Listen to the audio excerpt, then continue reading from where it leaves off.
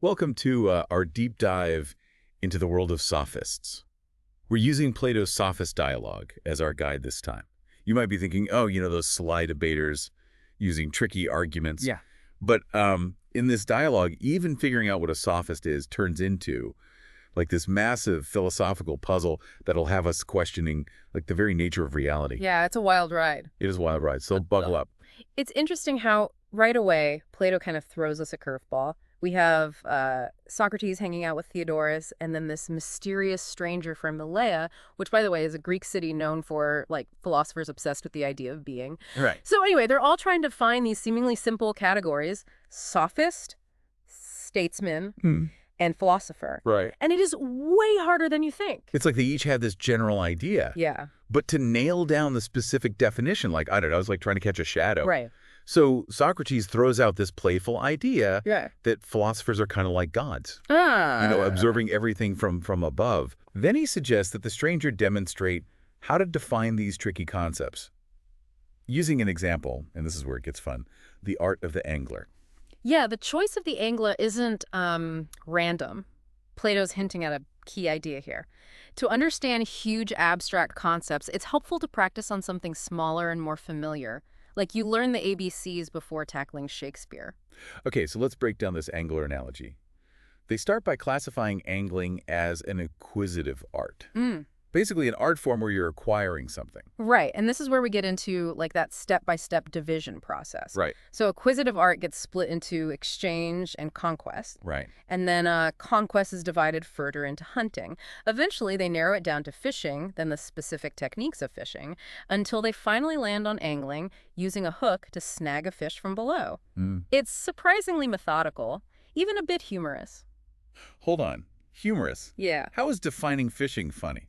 Well, think about it. They're comparing the sophist to an angler. Right. Both are essentially hunters. Okay. But the angler's after fish in the water, while the sophist is hunting wealthy young men. And they find these fish in what Plato calls the rivers of wealth and the meadows of youth. Right. It's a pretty vivid image, don't you think? Okay, I see it. But how does the sophist actually hunt these young men? Through the art of persuasion, of course. Right. And that's where things get interesting in terms of defining what the sophist is selling. This leads them to classify sophistry as a type of acquisitive art, Right. focused on exchanging knowledge for money. But here's the catch. The dialogue doesn't just lump all sophists together. So they're not all the same. Exactly. They actually identify several species of sophists Okay. based on how they hunt for students and what type of knowledge they're peddling. Some are like hunters aggressively pursuing their prey. Others are more like merchants or retailers offering their wares in a more subtle way. This is where my brain starts to hurt a little. Yeah. We have all these different types of sophists. Right. But a key question emerges here. If they claim to teach about everything, does that mean they actually possess knowledge of everything? Like, is that even possible? And that question, my friend, takes us down a rabbit hole. That leads to one of the most mind-bending concepts in all of philosophy, not being. But before we get there, we need to unpack why Plato thinks it's impossible for anyone to truly know everything. All right. I'm ready for the plunge. Lead the way. So last time we left off with this whole question of whether sophists can really know everything they claim to teach. Right. And to tackle that, Plato, he takes us deep into the realm of being and not being. Okay. It gets pretty abstract, but Yeah. stick with me because it's got like surprisingly relevant implications for, how we understand the world, even today. Okay. I'm all ears. Yeah. But not being. That sounds like something straight out of a sci-fi movie. Well, in a way, it kind of is. Think about it like this. When you say a chair is not a table, Right. you're not saying that the chair doesn't exist. You're simply pointing out a difference, Right. a relationship Okay. that's not being at work, defining things by what they are not. So not being isn't about things literally vanishing into thin air. Exactly. It's more about understanding how we categorize Okay. and make sense of the world around us. Right. And this is where Plato throws in another curveball. Okay. he brings up this philosopher named Parmenides, Okay. who famously declared not being never is. Basically, Parmenides argued that not being is impossible because even to talk about it, you have to give it a kind of existence. It's Right. a real philosophical head scratcher. Okay, my head is definitely starting to spin. But how does all of this tie back to the Sophists Yeah. and whether they can really know everything? Well, the dialogue argues that if not being truly doesn't exist, Right. then everything that is must be like a single unified thing. There can't be any distinctions or differences. Right. And if that's the case, then knowing one thing means knowing everything because it's all connected. Okay. But Plato, through the stranger, pokes holes in that idea pretty quickly. Okay. He points out that, we clearly experience a world full of different things Right. with unique qualities. So Parmenides' idea of not being never is doesn't really hold up. Not according to Plato. And this is where the dialogue gets really interesting. Okay. To make sense of a world with diverse objects and concepts, Plato argues that we have to acknowledge not being in some form. Okay. And this has huge implications for how we understand sophistry. Okay, I'm sensing a big reveal coming. How does not being help us understand sophists? Think back to the idea of sophists as image makers, Right. using language to create persuasive illusions. Okay. If not being is part of how we define and differentiate things. Right. Then it becomes much easier to, manipulate those definitions Okay. and blur the lines between what is true and what merely appears to be true. So it's like a magician, using smoke and mirrors to create an illusion of something, like appearing or disappearing. Exactly. The sophist, like the magician, is skilled at using language to create these deceptive appearances, these seemingly convincing arguments that can, easily sway someone who's not paying close attention. That's a bit unsettling, to be honest. It makes you realize how easily we can be fooled by clever rhetoric. Yeah. And how important it is to develop those critical thinking skills. Absolutely. And that's precisely what Plato is trying to teach us. Yeah. The Sophist isn't just an abstract philosophical exercise. Right. It's a guide to recognizing and dismantling those tricky arguments. Okay. Those sophistic tactics that we encounter all the time, even in our modern world. So how do we avoid getting tricked? What are some of the tools that Plato gives us to spot these sophistries? Well, one of the key insights of the dialogue is that sophists often rely on manipulating categories and definitions. Okay. They blur the lines between things, Right. making something appear to be what it's not. Right. And that's where that step-by-step method of division we talked about earlier comes in handy. You mean the whole breaking down the angler thing? Yeah. How does that help us in real life? It trains us to be more precise with our language, Okay. to carefully examine definitions, Right. and to see through those vague or misleading terms that sophists often use to slip their arguments past us. So it's like a mental workout for our critical thinking muscles. Exactly. And the more we practice this kind of analysis, Right. the better we get at recognizing those subtle shifts in meaning, those sneaky rhetorical tricks that sophists use to create persuasive illusions. Okay. I'm starting to see how this all connects. Yeah. But it also makes me wonder, are all sophists inherently bad? Is it possible to use these persuasive skills for good? That's a great question, and it gets to the heart of the ethical debate surrounding sophistry. Right. Plato is pretty critical of sophists in general. Yeah. Seeing them as more interested in, winning arguments and gaining power than pursuing truth. Okay. But even within the dialogue, there are hints that maybe, just maybe, not all sophists are cut from the same cloth. So there might be some good sophists out there. Let's just say there's a spectrum. Remember how we talked about different species of sophists? Right. Well, the dialogue actually identifies one type as the noble sophist. Okay. Now, hold on to your hat because this might sound surprising. I'm ready for it. Lay it on me. The noble sophist actually uses their skills to help people examine their own beliefs and challenge their assumptions.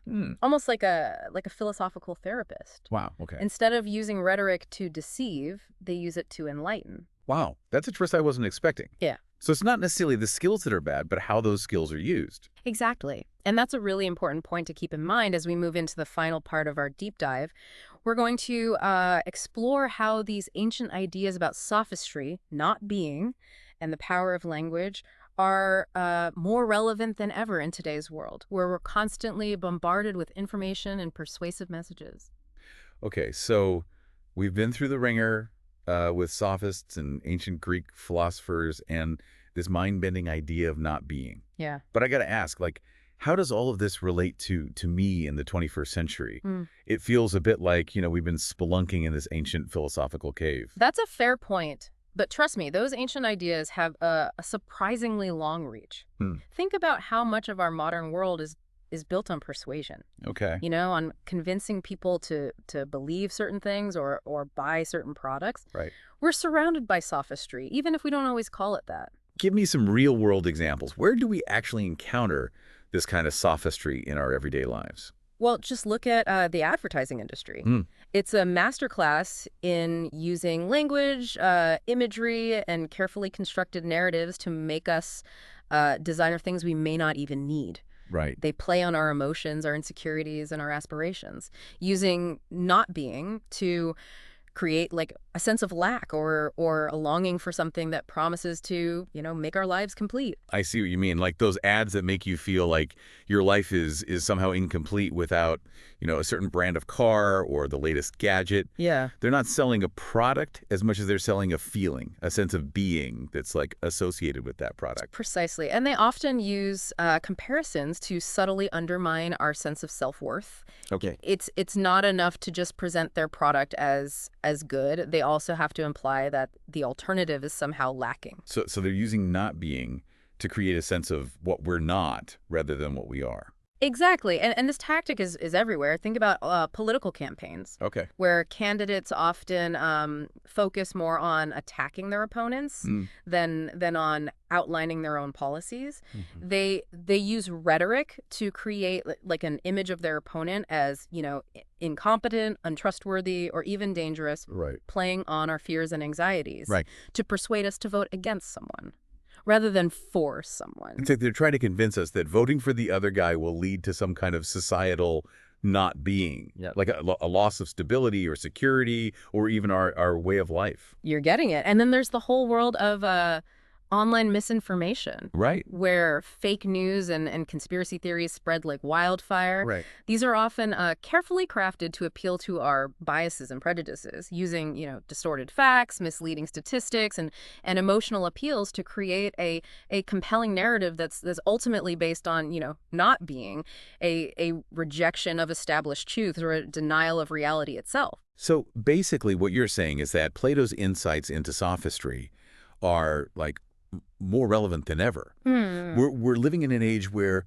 we're constantly being bombarded with these sophisticated attempts to manipulate our perceptions and influence our beliefs. Absolutely. And that's why it's so crucial to develop those critical thinking skills that Plato championed. Right. We can't just, passively absorb information. We have to actively question, analyze, and evaluate everything we encounter. So how do we put those Platonic tools into practice? Like, what are some concrete steps we can take to avoid getting hooked by these modern day sophists? Well, one of the most important things is to be aware of our own biases. We all have, preconceived notions and beliefs that can make us susceptible to certain types of arguments. So the first step is to acknowledge those biases and try to see past them when evaluating information. So it's about being more self-aware and recognizing that we're not always objective. Exactly. And then we can start to apply some of the other tools Plato gives us. Right. Remember that step-by-step method of division we talked about? Right. We can use that same approach to break down arguments, examine definitions, and identify any logical fallacies or inconsistencies. It's like becoming a mental detective, looking for clues that might reveal a sophistry in action. I love that analogy. And just like a good detective, we need to be skeptical, to demand evidence, and to not be swayed by emotional appeals or empty rhetoric. Right. We have to be willing to dig deeper, to challenge assumptions, and to seek out alternative perspectives. That sounds like a lot of work. But I guess that's the price of freedom in an age of information overload, right? Yeah. We got to be vigilant. We got to be discerning, and we got to never stop questioning. Well said. And remember, this isn't about becoming like cynical or distrusting everything we hear. It's about developing a healthy sense of skepticism, a critical mindset that allows us to navigate the complex world of information with more clarity and confidence. So to wrap things up, it seems like our deep dive into Plato's Sophist has taken us on this journey that's far more relevant to our modern lives than we might have initially thought. Yeah. We've uncovered the timeless power of language, the subtle ways in which not being shapes our perceptions, and the importance of critical thinking in a world awash in sophistry. And most importantly, I hope this deep dive has given you the tools to become a more discerning consumer of information, a more thoughtful citizen, and a more confident navigator of the ever-evolving landscape of ideas. It's definitely given me a lot to think about, and I have a feeling I'll be looking at the world a little differently from now on. Thanks for guiding me through this fascinating and thought-provoking journey. It's been my pleasure. Keep questioning, keep exploring, and never stop diving deep.